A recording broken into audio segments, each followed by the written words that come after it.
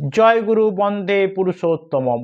নারী ও পুরুষের উভয়ের জীবনে পর্যালোচনা করলে দেখা যায় পাঁচটি ক্ষুদ্র ক্ষুদ্র জীবনাংশ নিয়ে একটি মানুষের জীবন পরিপূর্ণরূপে জেগে ওঠে। নারী জীবনের এই পাঁচটি ভাগ হলো কুমারী জীবন, দাম্পত্য জীবন, গৃহস্থ জীবন, সামাজিক জীবন, রাষ্ট্রীয় জীবন। বিবাহের পূর্বে ব্যক্তিগত জীবনের হলো নারী কুমারী অবস্থা। এই জীবনে কন্যা পিতার অনুরক্ত থেকে তার সেবা সহচার্যে নিযুক্ত থাকবে এবং তার সাথে আলাপ আলোচনার নিজেকে পুষ্ট ও পরিপূর্ণরূপে বিকশিত করার প্রথম সোপানটি উত্তীর্ণ হবে। মা তার কন্যা তথা সন্তানের আচার আচরণ ব্যবহার প্রয়োজন ইত্যাদি নখদর্পণে রেখে তার জীবনকে শুভ বোধ জীবনীয় শিক্ষায় পরিমাপিত করে দেবেন। তবেই সেই কুমারী কন্যা তার নিজত্ব জীবনের পরবর্তী পর্যায়ে প্রথম বেগে এগিয়ে যাবে। একজন নারী তার চাউনি চলা হাসি কথা আচার ব্যবহার এমনতরভাবে চরিত্রগত করবে যে পুরুষ মাত্রই ভক্তি শ্রদ্ধা ও সম্ভ্রম আকর্ষণ করে।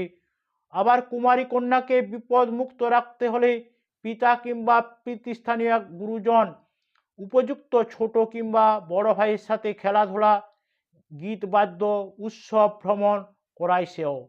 তার সাজসজ্জা পরণ পরিচ্ছদ চলন চরিত্র এমনতর রাখা উচিত যাতে পুরুষের মনে একটা উন্নত প্রবৃত্ত সম্ভাগের সৃষ্টি করে। এই সকল জীবনীয় নীতিগুলো কুমারী কাল থেকেই সচেতনভাবে মেনে চলতে পারলে নারীর জীবন প্রথম থেকেই বোধে জ্ঞানে কর্মে জীবনে ঐশ্বর্যে প্রতুল হয়ে উঠতে পারে।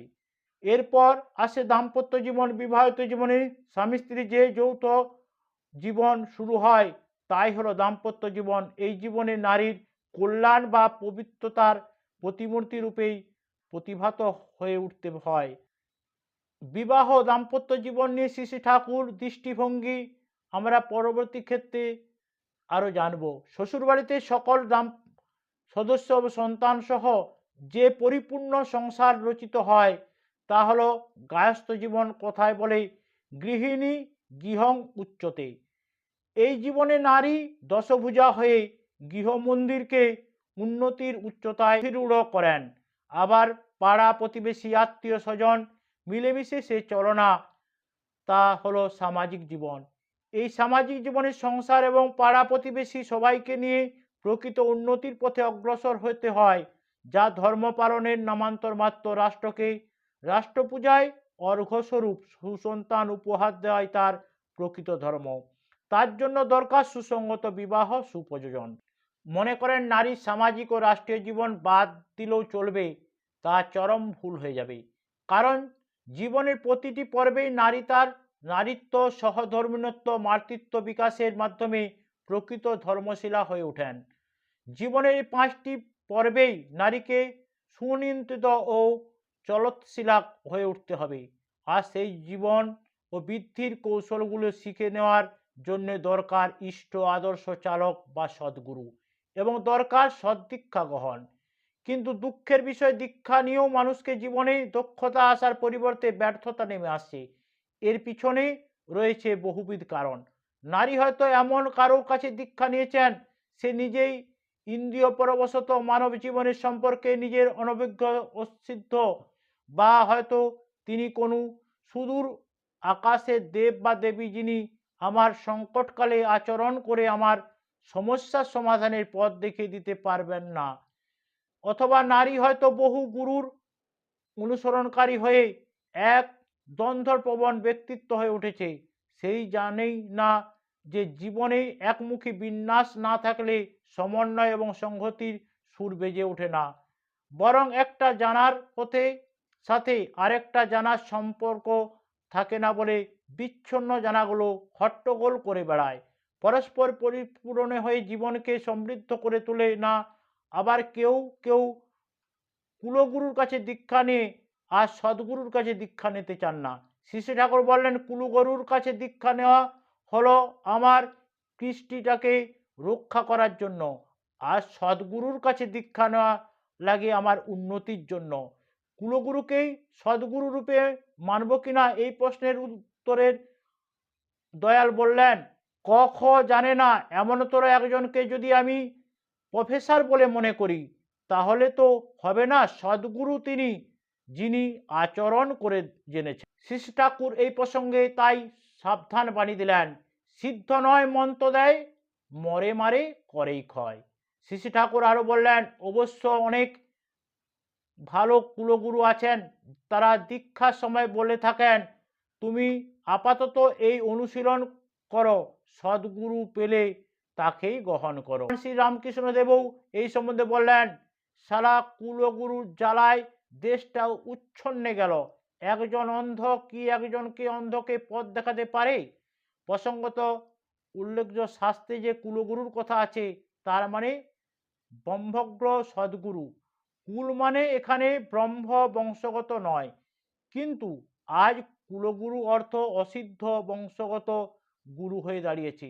তাই নানাবিধ পথে বা অসিদ্ধ লোকের দ্বারা চালিত হয়ে ধর্মচারণ করছি মনে করলেও আসলে আমরা প্রবৃত্তির তাড়নাকেই চলেছি। তা আর সেই কারণেই মঙ্গল অনুধ্যান পরায়ণ হয়ে উঠতে পারছি না। ফলস্বরূপ স্বামীর সাথে মিলের মনের মিল নেই, ছেলেমেয়েরা অনুগত নয়, প্রতিবেশীর সাথে মনোমালিন্য, রোগ জ্বালা যন্ত্রণায় জীবন অতিষ্ঠ। এই লক্ষণগুলোই বলে দেয় আসলে আমাদের ধর্মের প্রকৃত বিধিগুলো পালন করা হচ্ছে না, অথবা পালন করার পথে দেখিয়ে দেওয়ার যথাযথ চালক নেই। সেই জন্য দীক্ষা গ্রহণের পূর্বে প্রত্যেকের জানা প্রয়োজন, প্রকৃত ইষ্ট আদর্শ সদ্গুরুকে আশ্রয় করা ছাড়া মানুষের জীবনে সত্যিকারের উন্নয়ন বা উৎকর্ষতা আসা অসম্ভব।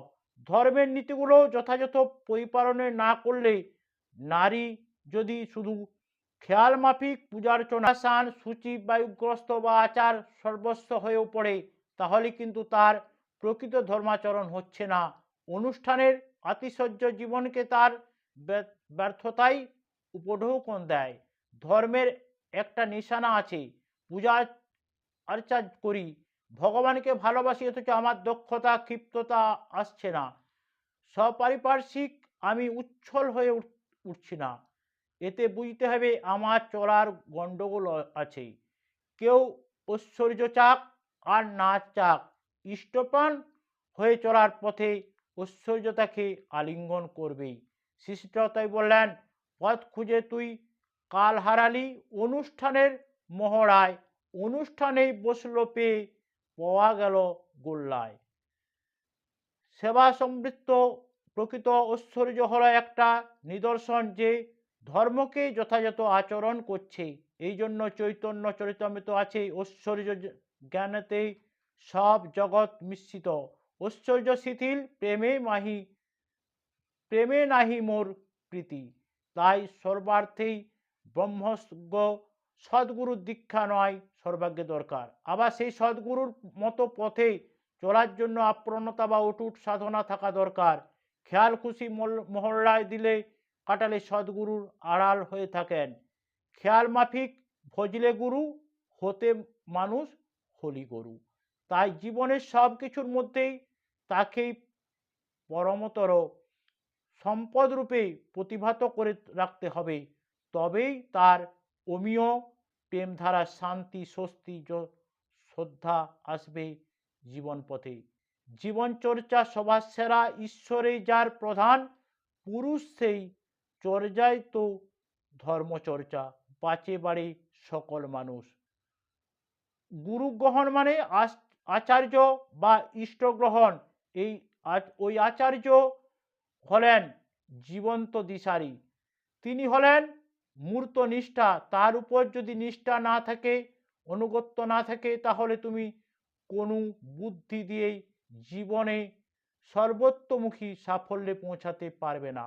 ধর্ম পরিপালনের নামে আমরা নানা দেবদেবীর পূজা আরাধনা করে থাকি, কিন্তু আমরা জানি না যে দেবতা যে যে গুণ বা শক্তির আধার, সেই দেবতার সম্বর্ধনার ভিতর দিয়ে তার সেই গুণাবলী নিজ চরিত্রে মূর্ত করে তোলা এবং সেই শক্তিকে সামর্থ্যমণ্ডিত করে ওঠা। মায়েরা তাদের ঠাকুরের লক্ষ্মী মায়ের প্রতিমা রেখে পুজো করেন, কিন্তু লক্ষ্মী পূজার সার্থকতা কখন আসে তা কি আমরা বুঝে করি? শ্রী ঠাকুর বুঝিয়ে দিলেন, তা লক্ষ্মী শব্দটি এসেছে লক্ষ্য ধাতু থেকে, যার অর্থ অঙ্কন। চিহ্নিকরণ, জ্ঞান, দর্শন, আলোচনা, অর্থাৎ লক্ষ্মী মানে যিনি দেখেন, আলোচনা করেন, গুণাগুণ বিচার করে সেখানে যেটি যেমন প্রযোজ্য তাকে সম্যকভাবে চিহ্নিত করে রাখেন। লক্ষ্মীর মধ্যে আছে জ্ঞান, তাই যেখানে লক্ষ্মীর আবাস সেখানে অজ্ঞানতা থাকে না। আছে দর্শন, তাই সেখানে অদিষ্ট পরিহাস সৃষ্টি হইতে পারে না। আছে সৌন্দর্য, তাই কুৎসিত কিছুই সেখানে ঠাঁই পায় না। লক্ষ্মীতে আছে আলো, তাই সব রকম অন্ধকার থেকে দূরে থাকে। তাই লক্ষ্মী মেয়ের স্বরূপ প্রকাশ করে শ্রী শ্রী ঠাকুর বললেন, সব যা কিছু মনে আঁকা চিহ্ন দেখে চেনে, জ্ঞান ও বোধের ব্যবস্থিতি গেঁথে রাখে প্রাণে। শ্রেষ্ঠ নিষ্ঠা এমন মেয়ে লক্ষ্মী মেয়ে হয়, এমন মেয়ে থাকলে ঘরে নাইকো কোনো ভয়। মেয়েদের বলে লক্ষ্মী। আবার লক্ষ্মী পূজার ভিতর দিয়ে এমনতর গুণ সম্পন্ন হয়ে ওঠার হলো প্রকৃত লক্ষ্মী লাভ, তবেই তার লক্ষ্মী পূজা সার্থক। আজ ভারতীয় সমাজে ৩৩ কোটি দেব দেবতা, অথচ দেব প্রতিমার গুণগুলি জীবনে আয়ত্তীকরণ করতে দেখা যায় না ৩৩ জনকেও। দেবতার গুণ বোধনগুলিকে নিজের ব্যক্তিত্বে প্রতিফলিত করে সৃষ্ট সমীচীন চলনে চলতে পারলে সেই দেবতারাও আমাদের কাছে পরম প্রীতি সুন্দর হয়ে উঠবেন, জ্ঞান নয়ননন্দন হয়ে উঠবেন। আর সেই যে পূজা বর্ধনা আনবে, নয়কো প্রতিমার যোগা খিচুড়ি আমাদের চরিত্রে ও বোধে যোগা খিচুড়ি সৃষ্টি করে। তাই অনুগত্য কীর্তি সহ সর্বপরিপূরণী পুরুষোত্তমে আমাদের অনুগত্য ভালোবাসা ন্যস্ত হয়ে করতে হবে। পৃথিবীর তথাকথিত প্রত্যেকটি ধর্মমতের মূল কথাই হলো আদর্শে অনুরাগের মাধ্যমে যুক্ত থেকে দৈনন্দিন জীবনে বাঁচা বাড়ার নীতিগুলোকে আচরণ করে চলা, তাই হলো ধর্মচারণ করা। শ্রী ভগবদ্গীতায়, পবিত্র বাইবেল, পবিত্র কোরআন, পুরুষোত্তম শ্রীকৃষ্ণ, প্রভু যিশু, হজরত রসুল বারবার নানাভাবে এই কথা ঘোষণা করে গেছেন। পরম পুরুষ শ্রীকৃষ্ণ বললেন, সাধন করে তারা আমাকে পায়। প্রভু যিশু বললেন, আমার কাছে এসো, আমাকে ভালোবাসো, আমাকে অনুসরণ করো। প্রভু বুদ্ধদেব বললেন, বুদ্ধং শরণম গচ্ছামি, অর্থাৎ বুদ্ধদেবকে রক্ষা করে চলো। শ্রী শ্রী ঠাকুর স্পষ্ট ভাষায় বললেন, সকল ধর্মের সেরা ধর্ম পুরুষোত্তমের শরণ নেওয়া। সর্ব পাপের মোচন তাতেই হবে সফল চাওয়া। এখন প্রশ্ন জেগে মানুষ কোন ধর্ম গ্রহণ করবে? শ্রী শ্রী ঠাকুর বললেন, ধর্ম কখনো বহু হয় না, ধর্ম এক, আর তার কোনো প্রকার নেই। বাস্তবে আমরা দেখি ঠিক উল্টো, ধর্মের বহুত্ব নিয়েই চলেছেন নানা সম্প্রদায়ের মানুষ, আর তা নিয়ে বিবাদ বিসম্বাদের শেষ নেই। শ্রী শ্রী ঠাকুর বললেন, হিন্দু ধর্ম, মুসলমান ধর্ম, বৌদ্ধ ধর্ম ইত্যাদি কথা আমার মতে ভুল, বরং ওগুলো সুমত। কোনো মতের সঙ্গে কোনো মতের প্রকৃতপক্ষে কোনো বিরোধ নেই। ভাবের বিভিন্নতা রকম ফের একটাকেই নানা প্রকারে একরকম অনুভব। সব মতেই সাধনা বিস্তারের জন্য, তবে তা নানা প্রকার হতে পারে, আর যতটুকু বিস্তারে যা হয় তাই অনুভূতি জ্ঞান, তাই ধর্ম অনুভূতির উপর। আবার ধর্মাচরণ কিন্তু ব্যক্তিগত ব্যাপার নয়। ধর্মাচরণ কথা মানে পরিবেশের নিয়ে জীবন বৃদ্ধির আচার আচরণ করা, সেবা পরায়ণতা নিয়ে পরিবেশকে উচ্ছল করে তোলাই নারীর প্রকৃত ধর্ম। আবার সংসার জীবনের সাথে আধ্যাত্মিক জীবনের কোনো সম্পর্ক নেই, এও এক ভ্রান্ত ধারণা। ধর্ম পরিণত বয়সে, অর্থাৎ বেশি বয়সে করতে হয়, বা ধর্ম পরবলের জন্য, ইহকালের জন্য নয়। এসব ধারণা মানুষকে ভুল পথে চালিত করে। ধর্ম যদি ইহকালের জন্য নাই হয়ে থাকে, আর ধর্ম মানে যদি জীবন ও বৃদ্ধিকে এবার অমৃতত্বকে ধরে রাখাই না হয়, তবে সে ধর্ম কিসের ধর্ম? ইহকাল বাদ দিয়ে কারো জীবনে পরকাল হতে পারে। ইহ জীবনে সুখ শান্তি পাওয়া থেকে শুরু করে শ্রী ভগবানকে অন্তর্জগৎ থেকে উপলব্ধি করে নিয়ে ঈশ্বরের বিকাশ ঘটানো পর্যন্ত সব কিছুর জন্যই মানুষকে এই ইহকালে যা করণীয় সবটুকু করতে হবে, করবে প্রতি সচেষ্ট থাকতে হবে, তবেই তো ধর্ম ধীতির অভয় হস্ত প্রসারিত করে সর্বত্রভাবে রক্ষা করবে। ধর্ম পালনের মাধ্যমে ভগবানকে লাভ করার অর্থও যে তাই প্রত্যেকেই নিজ নিজ বৈশিষ্ট্য অনুযায়ী অন্তর্নিহিত ভগবত্তাকে জাগিয়ে তোলা, আর সেই জন্য বৈশিষ্ট্য পালনই অপূর্যমান বর্তমান সদ্গুরু প্রকৃত উপাস্য। সদ্গুরুর ভিতর দিয়েই আমরা প্রকৃত চৈতন্যকে পেতে চাই, আর দেবতা সার্থক রূপে প্রতিভাত হন এই সদ্গুরুর মধ্যে দিয়েই। সকলকে জয় গুরু, বন্দে পুরুষ।